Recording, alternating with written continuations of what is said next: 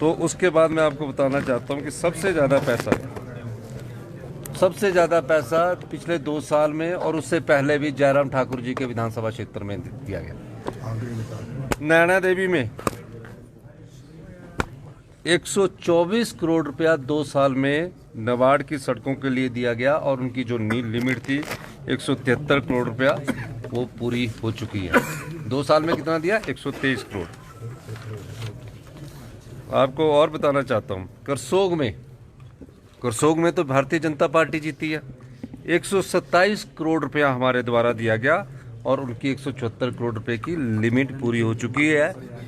2 साल में दिया गया पैसा है ये। 2 साल में सुंदरनगर में 82 करोड़ रुपया दिया गया, नाचन में 45 करोड़ रुपया दिया गया, हमारा दिरंग में 50 करोड़ रुपया दिया गया, जोगिंदरनगर में 50 करोड़ रुपया दिया गया और इनको 50 देने के बाद इनकी 172 करोड़ की लिमिट पूरी हो चुकी है। धर्मपुर में 38 करोड़ रुपया दिया गया, सिराज में 50 करोड़ रुपया देकर 172 करोड़ से भी ज़्यादा दिया गया, क्योंकि 172 करोड़ 44 लाख हुआ। तो हमने सोचा प्रतिपक्ष के नेता है, इनकी इस योजना को भी अप्रूव कर दिया जाए। जब नाबार्ड से वापिस आती है एक लिमिट के बाद, हमने वो भेदभाव नहीं रखा।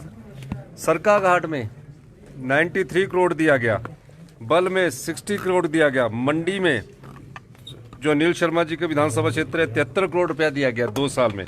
ये योजनाएं सारी नाबार्ड को रजिस्ट्रित की गई है और इसमें पैसा दिया गया। जो हमारे यहाँ जो कांग्रेस के विधायक हैं, मैं उसके बारे में बताना चाहता हूँ कि इनके अभी जो 172 करोड़ की लिमिट है वही नहीं पूरी होगी। अब जसवा परागपुर में हमारी सरकार बनने के बाद भी हमने वहाँ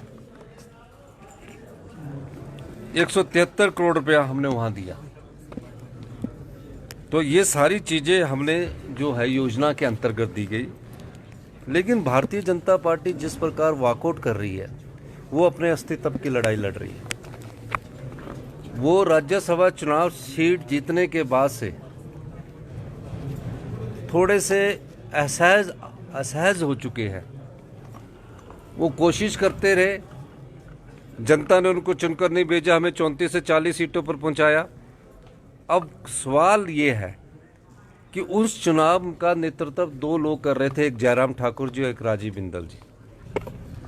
उन दोनों पर लोग उंगली उठा रहे हैं। विधायक दल में जो भारतीय जनता पार्टी का विधायक दल है, वो जयराम जी ठाकुर जी की बात को सुनता नहीं है।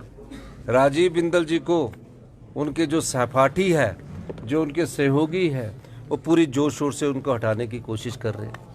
अब आने वाले समय में कौन इनका राष्ट्रीय अध्यक्ष जी प्रदेश के भारतीय जनता पार्टी के अध्यक्ष को बनाते हैं, उस बारे में तो मैं कोई टिप्पणी नहीं करना चाहता।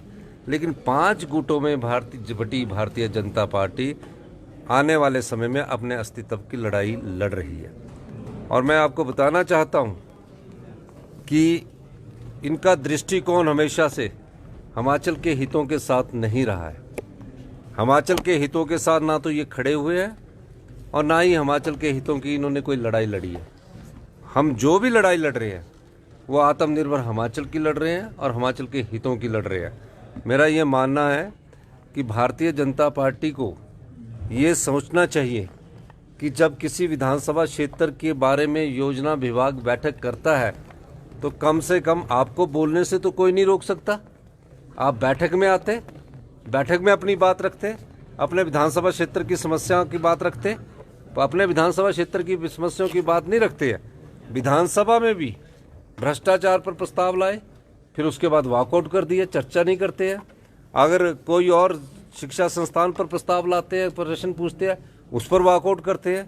ना विधानसभा के अंदर बैठते हैं, ना योजना बैठक में बैठते हैं, और ना ही जो अध्यक्ष महोदय द्वारा ऑल पार्टी मीटिंग बुलाई जाती है उसमें बैठते हैं।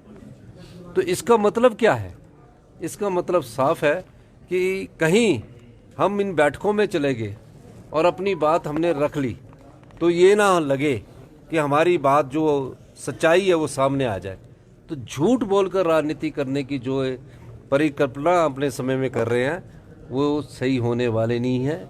झूठ बार बार सच से टकराता है, झूठ किसी ना किसी रूप में सच से टकराने की कोशिश करता है। जीत सच की होती है। और आज बैठक में आते मैं सबको आपको चिट्ठी दे दूंगा, इनको भी भेज दूंगा कि आपको इतने पैसे स्वीकृत किए गया, आपके विधानसभा क्षेत्र के और भी मैं पैसे स्वीकृत करता, और भी मैं चीज़ें स्वीकृत करता। लेकिन ऐसा लगता है कि भारतीय जनता पार्टी अपने लड़ाई और आपसी कला में पड़ी है, उनके पास अपने विधानसभा क्षेत्र की समस्या उठाने का समय नहीं है। सर उनका ये भी कहना है सर कि जो कांग्रेस के जो विधायक है उनका फोन आया है कि वो भी परेशान है, बोलते विपक्ष के तो परेशानी है पर कांग्रेस की भी परेशानी उनको बता रहे हैं जयराम ठाकुर जैसे। नहीं, ये स्टैंडिंग बात का जवाब नहीं देता। अगर वो नाम लेते ना तो तुम्हें बताता। वो तो काल्पनिक बातें करने लग पड़े हैं, तो इन बातों का मैं जवाब नहीं देता। अगर वो नाम लेते कि कौन सा जी। हाँ जी सर, नेता प्रतिपक्ष ने एक और बात की कि जो डीपीआर वो देते हैं उसको सरकार ये बता ही रहा हूँ भैया, आपके सामने पड़े।